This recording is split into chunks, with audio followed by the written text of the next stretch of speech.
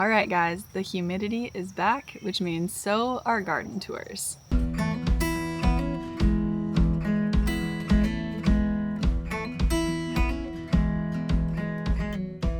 Welcome back to Calico Cow Acres. I'm Mickayla, and this is going to be our third season growing here in this garden, and I think it's going to be our best one yet. Just for context, we are in zone 7B/8A. I tend to err on the side of caution because our zone just changed last year, and we are in the foothills of western North Carolina. The area I'm sitting in right now, just over 2 years ago, was grass taller than me. If you've been here for a while, you know this. I've said this so many times, but it's a garden now. Our garden is about 1/3 of an acre of space, and we're using half of it for growing at this point, half of it's still not touched really. Even in mid-May, we've got so much stuff growing out here already. Our garden is a series of 4-foot wide beds.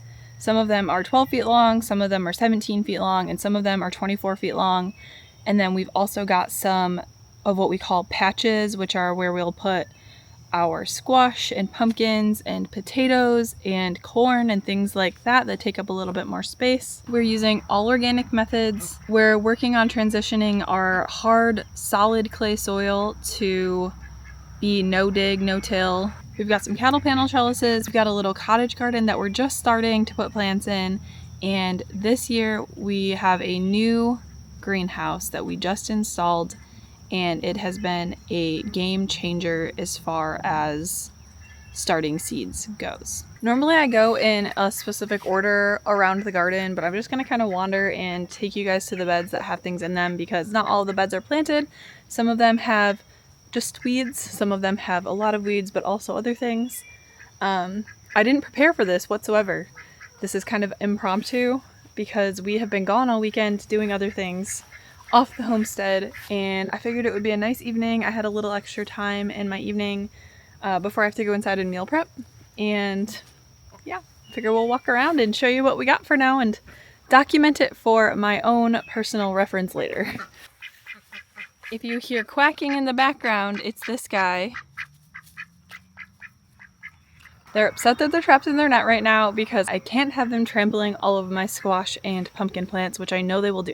Okay, I'm gonna walk down to the very bottom of the garden so you can see something. I don't know if you will notice the changes, but we had this really long 24-foot 6 cattle panel trellis tunnel that we put up our first season, and we actually decided to split that up this year to give a little bit more variety in the garden. So that's new. We have spaces in between them this year. You can see there's a gap there and a gap there, and I think that will be helpful for the loofah not to take over the entire trellis, so I can actually plant multiple things on these trellises a little bit better. We took those cattle panels and we put one down here, and we put an extra one up at the very top so that we have some more height added into the garden space. And something else we did was we had to take down a couple trees. We had a really big cedar tree right next to the chicken coop, and it was right next to the power lines too. So that needed to come down, which means sunsets in the garden this summer are going to be absolutely fantastic. I can't wait to show you guys more of those. Right next to where the greenhouse is, we took down a big Bradford pear tree that actually offered a little shade in the garden. So that's kind of sad to lose because it gets really, really hot here, especially out in the garden. It's full sun all day long, all summer long. And I think last summer we had multiple days where like the real feel was 107 here. It was hot. But adding the vertical aspects of more trellises spaced out further will add more shade to the garden, which will be really nice. So the first thing I planted last fall, I actually got them planted on time this year, was all of our garlic. And we have 2 24-foot long rows of garlic on either side of this tunnel space. It's garlic for the most part. There are some other things in here. These are going to be ready soon, and I have a hunch this is going to be the best garlic I've ever grown because some of these stalks are so thick. This is as thick as a corn stalk. It's seriously like bigger than a quarter, and the bulbs are already looking really nice. And on this side over here, you can see that our garlic scapes are starting to come out, and they're about ready to be picked. I'll be picking them probably in the next few days. So this side is hard neck garlic, that side is soft neck. I do have some herbs like cilantro mixed in. We have a little shishito pepper down here and a bunch of weeds. We are working on that. I decided to do landscape fabric on the pathways this year so that I actually have the capacity to maintain the beds, because no matter how much cardboard and how much mulch you use, Bermuda grass still finds a way through, and I only have so much capacity to weed, so I decided to choose weeding the beds over weeding the pathways. Next up here, we've got a whole bunch of stuff going on. I don't know how well this comes across on camera, but these are all of the tomato starts that I planted with you guys a few weeks ago. And these plants are amazing. I have never seen nicer tomato plants, at least in my garden. And this is the first year that I was successful in starting my own tomato plants from seed and actually making it to the time where they needed to get planted. Because usually something happens and I accidentally kill them. I actually grew way more than I needed this year. I gave them to our neighbors, and I was so nervous because literally less than a couple hours after I gave them all of my extra pepper and tomato plants, we had a really massive storm blow through, and it had crazy hail, but somehow we got lucky and the hail didn't hit our garden at all. Down the road, like just down the road, less than 5 minutes away, the streets were covered with hail. It looked like it had snowed. So we got lucky. There was another hailstorm yesterday that we also missed somehow. So cross your fingers for me that these tomatoes make it, because I am so proud of them this year. I mean, look at these things. They're thick. I need to come through and prune all of these lower leaves off because we do have issues with blight, but these are looking so much better than my tomatoes last year already. I also have a bunch of basil and marigolds planted in here, as well as nasturtiums. This is one of our first nasturtium flowers of the year, actually. But yeah, I am overall very, very proud of these, and I'm hoping it's a good tomato year. The straw in these beds, I think, is making a big difference as far as the blight goes and as far as keeping them happy. I have not had good luck with them because usually they get blight immediately, and yeah, they just haven't this year. I have them very thickly strawed. I haven't had to deal with too many weeds. It's been so nice. Something else I have planted in these beds is peas, and again, if you watch one of my recent videos, I think I mentioned that these weren't doing so well. A lot of them have bounced back for the most part, and we're starting to get peas off of them. I did plant more, and those are starting to grow, but I think these pink blush peas were the only ones that survived me soaking them for way too long when I got sick. So I'll take it, and I will be buying that kind again. Plus, that blush is so pretty, and so are the pink flowers that it has. I also have onions planted on the entire outside of 2 of these beds. You can see that edge has a bunch of onions over there. And sunflowers, which I also planted in my tomato planting video, that have gotten so much bigger. I think when I planted them, they were like 6 inches tall, and now they're well over a foot tall. They're very happy. My plan is to also pop cucumbers on the back side of the tomato beds, like I have where I have the onions and my peas, because I don't have any other trellises for them, and they never do well on my big trellises for some reason. And I think some of the varieties I have this year don't get that tall. So I think they'll do well on these guys, and they'll be able to replace my peas once those kind of fizzle out. This bed in the center right here is just weeds right now, but it's going to be glass gem corn again because I really liked having that here in the center of the garden. And I'll probably honestly put flowers in here just to attract the pollinators to the middle of the garden. I also have some gladiolus in here, and I just discovered these today, but I have these really pretty little flowers, and I didn't plant these, but they're super cute. This is remnants of a Bradford pear that we cut down. It just keeps coming back. We need to kill the trunk off because it keeps sending out shoots. which is part of the reason that I haven't dealt with that bed yet. Okay, I'm actually gonna walk back down to the bottom of the garden because I want to show you these 2 beds over here and these 2 beds. This one's full of weeds. That's the only one I haven't weeded yet. Those are gonna all be flowers this year because just picture, I know that's bright sun right now, but picture beautiful sunset, all these flowers, loofah growing on this trellis. Perfection. Like I said, I have to weed that bed still.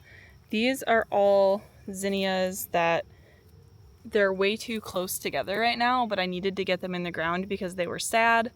So I'll probably transplant some of these to that bed and that bed over here. And then I also have zinnias down here. I may or may not get to planting other flowers in those beds this year. We'll see. I have cosmos seeds and I might have some other stuff too, but who knows if I'll actually toss them in the ground or not. It might just be zinnias and that's fine with me because they're pretty. These insane wild overgrown beds are our raised beds. We have this giant catnip shrub that I would have to, if I had to guess, it's probably about 4 feet tall, like from the ground, not from the top of the raised bed, and like 3 or 4 feet wide too. It's massive. I have all of this cilantro going to seed again. It just keeps reseeding itself, which I love because we love cilantro. I have these dahlias in here that I need to move because they are getting shaded out by this catnip shrub. I'm excited for these because I realized in our zone I could probably leave them out over winter and just mulch them and not have to dig them up. And I was right. They came back. They look so happy. I didn't have to deal with digging them up and storing them over the winter and worrying about messing that up again. I'm very pleased with that. I think I'm going to move them over to the cottage garden though. But yeah, the majority of our raised beds are carrots again, and we need to thin them. But I like to wait to thin them until they start producing baby carrots, bigger than this. Ones that I can actually use in meals, like this guy. And I sow them really thickly because at the very least I can thin them once they have greens, and then my chickens can have the greens. So, or I can use them for carrot top pesto or something. So I don't thin them when I sow them, and I really like how that works out. I also have a whole bunch of dill in here that I'm going to be harvesting, and I will probably end up freezing a bunch of this to use in pickles because our cucumbers aren't ready yet. I have them in the greenhouse and they need to go in the ground. Some kale that's trying to fight for its life in here. Yeah, these things are wild. Then I have 4 beds right here. You can count them by the hoops. So I have 1, 2, 3, and then the one that's covered up there. These are my pepper beds. I also have brassicas left over from spring in there, and I will probably plant more brassicas in there in the fall because I can cover these up with insect netting or frost cloth or whatever I need to. That should help with bugs and to extend our season. I don't think they're nearly as happy as in the other bed because these ones are weedier, but I do have a bunch of onions planted on either side of this bed and this bed. And we have all of our peppers in here, which are starting to get buds on them, and I'm so excited for little peppers. This one actually has a little pepper on it. Or this one's about to have a flower. This bed right here is my sweet peppers, my bell peppers. Then this is, I think, mostly jalapenos. The next one up is hot peppers, and then the next one up is mild varieties of hot peppers. So like jalapeno, habanada, the pequeño, like little beak yellow pepper, and then there's also seasoning peppers in there like Jimmy Nardello and Marconi and maybe one more that I can't remember. And you can obviously see that I have a bunch of bok choy going to seed because I want to save the seeds and be able to replant those in the fall or just let them reseed themselves. Bok choy is one of our favorite little greens for stir fries or just really to toss in anything. I have some little cabbages and whatnot in here. You can see they're getting very snacked on, but that's okay. It's kind of past their season. We got those in a little bit too late this year. We've got a whole bunch of radishes that are probably getting past their prime, which I'll just, again, feed to the birds. I sowed way more than I needed, but I'll probably try and save some seeds from those too. And we have turnips. I've never grown turnips before, but they're purple. I've never even tasted a turnip before, but they're purple and they're really cute. So if you have any ideas or favorite ways to eat turnips, let me know because I need some ideas, because those are looking like they're about ready. You can see little dots of orange in here. I always interplant lots of marigolds. These are just ones that were already started, but I'll also direct sow marigolds in here once I clean out the spring stuff a little bit. We're going to skip the hugelkultur bed because you can't even see it. It's a hot mess this year. There's lemon balm growing and herbs, so it's still serving us well. Up here at the very top of the garden, I have the squash plants that I planted in my last video, and then I promptly lost the footage on that because I accidentally cleared my SD card without meaning to, so that's on me. But I did plant them last weekend and I wanted to show you. Again, we did the landscape fabric this year because I'm trying to make the gardening year easier on me than I usually do, trying not to commit to doing things that I know I won't have time for. And weeding is just one of those things that I actually enjoy doing. I don't mind sitting on a blanket and weeding in the evening, watching the fireflies. Sometimes with a margarita. That sounds really nice and lovely, but it's just not the reality that I have the ability to do that very often. So I'm trying to make my life easier this year. We haven't had to battle any squash bugs yet, but these guys have only been in for a week. So we'll see. They're looking really happy though. I'm glad I tried starting them ahead of time and popping the plants in the ground as opposed to direct sowing them, because they have gotten a really good head start this way. Okay, and these really shiny, the sun is hitting at like the worst angle for filming a video right now. In these tunnels, I finally got them covered up after putting the hoops in. And we have a whole bunch of tomatillos in here. And I need to do all of my companion plants. I need to direct sow things like herbs and basils and marigolds and all of the things. But some of these were volunteers this year and I just transplanted them over here. You can see they already have flowers on them and they're looking really happy this year. I'm very excited for these. We're gonna get some tomato cages for them to hold them up. I hate tomato trellises for tomatoes, like the cages, but I love them for tomatillos and for zucchini and summer squash. They work well for those things. Tomatoes, meh. They shouldn't be called tomato cages, in my opinion. This is seriously magical this year. Maybe it's just me, but I'm loving the garden this year. It feels so much easier and manageable, and I feel like we're starting to find our groove here with this. This bed I planted with you guys last weekend. It has some, again, leftover brassicas that probably just need to come out. These ones, the ducks snacked on a bunch before I was able to get them covered up, so they were kind of a lost cause to start. All of the beans that I planted last weekend are starting to pop through. We even have some baby edamames in there, if you look really closely. So we have stray volunteer tomatillo again that I should move. And then I think these are the dragon tongue bush beans that are coming up in here. These ones are coming up the best this year, which is really cool to see. Over here next to the squash, we have our kind of weedy potato patch. You can barely see it. And then we have this one down here. They're all looking really happy this year. They just started to flower, some of them this week. So I'm hoping we will be harvesting these before we know it. This looks like a farm, you guys. It looks like a farm. I have these patches reserved for more pumpkin plants and maybe melon plants if I get around to actually landscape fabricing them and adding compost and all that kind of stuff. We're gonna walk down here. Billiam's so mad that he can't stampede all my plants. You're angry. And we have our little pumpkin patch. These guys are looking so happy. They've been in here for a week longer than my squash have been, so they have grown significantly since then. Just for scale, I have large hands.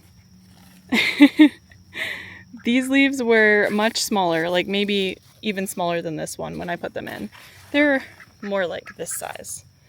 And they've exploded because we've been getting tons of rain, which is great. I'm very hopeful for these. I'm going to try and be more diligent about checking for the bugs and using whatever means necessary to kill them all. Alright, we got to try and get through here without getting nibbled by Bill. Bill. Please don't bite my toes. Please don't bite my toes. No, don't bite my toes. I have my little duck garden, which needs to be weeded, but there are tomatoes and some kale in here. And they're really, really happy. I also have some Swiss chard in here. Hey, chickies. How you doing, Eggo? The chickens just got like 2 feet deep worth of leaves in their run a couple weeks ago. They were swimming in it, and they are in heaven. They're loving that. Okay, the last thing I wanted to show you is the cottage garden, because it's still kind of a weedy mess, but there are actually plants in it this year, which is really cool. I need to get out here and redo these pathways with more cardboarded mulch, because as you can see, that has deteriorated and the weeds are starting to come through. And more importantly, the poison ivy is starting to come through. I'm not so concerned with the other ones, but we have so much poison ivy on our property and it's inescapable, so I'd like to avoid it where I can. But I put all of my plants from HerbVest in here. You're probably not going to be able to see them very well. I have 7 million mint varieties in here. This is strawberry. I think this is either chocolate or peppermint. I got daisies. This is our little lilac bush. More mint. We have tobacco plants. Plants from friends that are looking sad right now because they just got planted and they haven't quite established themselves yet, but they're coming back. You can see that. My peony did bloom. I need to come cut this off, but I'm very happy with it so far. It was beautiful. I'll try and put a picture in here so you can see what it looked like. Oh my goodness, it was so good. It was so pretty. These are so hard to see in the straw. Hiss up. And it probably just looks like weeds, but there are things popped in here. Like that's daisies, mint. I have little flowers popped in here that are still tiny. More bee balm. I have a little pomegranate tree that we got from Food Forest Nursery up there. He's very, very happy. This rosemary with my little rosemary marker. Yeah, there's starting to be things in here. They'll fill out eventually. It's their first year in here, but I planted some dahlias out here. These are from new tubers. I need to move my old ones here still. This is pineapple sage. Both of these are pineapple sage that overwintered here, which is not supposed to. And that was really cool to see. I was very excited about that because I think it's got the prettiest little red flowers on it and it smells so good. And then, I know I already showed you this, but this berries and cream mint is the most deep green and purple. It's so pretty. The hops that Meg and Ben gave me last year is very, very happy. It's coming back and it's starting to grow up this trellis. It was one of the first things that came back this spring and I was really happy to see that it came back. And I'm hoping maybe we'll get some actual hops off of it this year to use for medicinal purposes. And then Taylor also really wants to try like a hops mead, or maybe cider. I can't remember what he said, but that'll be exciting. Honestly, this side has so much stuff in it too, but it's a hot mess and I don't want to try and pick through it. But again, we have more dahlias, more mint in there. There's more dahlias. Down here, herbs like thyme and chives. There's a lot going on in here. Our fig tree is coming back. Look at that guy. That's cool.